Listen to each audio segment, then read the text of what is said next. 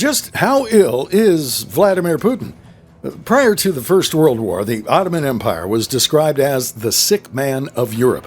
Well, during that horrible conflict, some in the German high command stated that having Austria-Hungary as their main ally was akin to being shackled to a corpse. For the Allies, Russia was also a sick man, an empire on the verge of collapse, which finally occurred with the February Revolution of 1917 and then again with the October Revolution that same year.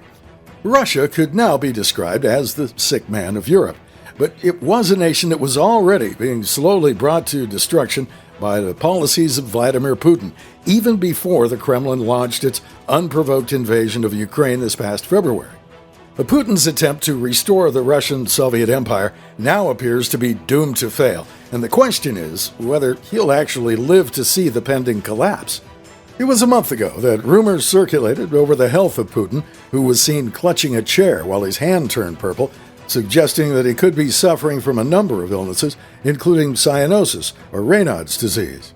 These are fairly common illnesses that affect those living in colder climates, and the conditions can be brought on by stress. It would be impossible to think that Putin isn't feeling a great deal of pressure from the state of the war in Ukraine. However, the problem could be far worse, with the speculation rampant that he may have pancreatic cancer or Parkinson's disease. Some experts are now suggesting that there is ample evidence that Putin is suffering from a serious ailment. As previously reported, the Russian leader has canceled numerous important events, including his annual meeting with the press. Though it has been reported that Putin may have wanted to avoid taking difficult questions, it should be remembered that this is a well-staged and choreographed event where the narrative is tightly controlled, so the chances of something going off script are minor.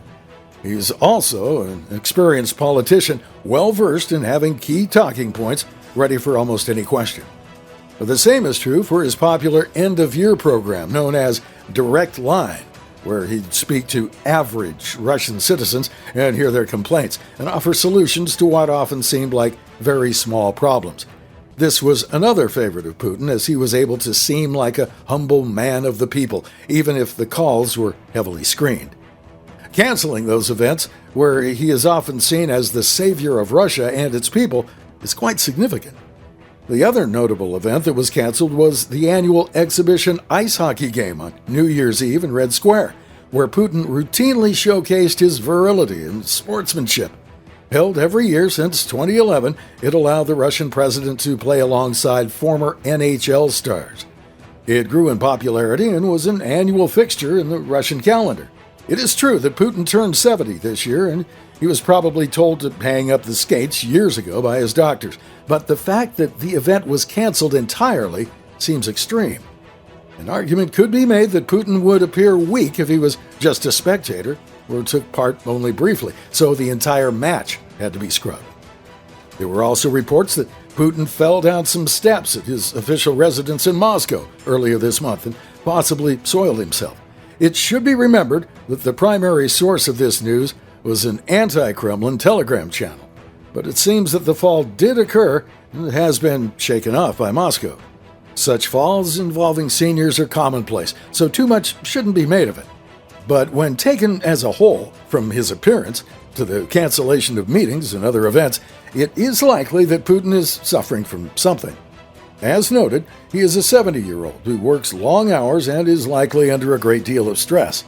It is unlikely the world will know exactly how ill Putin is, at least until the news comes of his demise.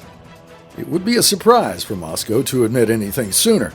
Now, the question is, what health will Russia be in when Putin's clock stops ticking and his already cold heart stops beating?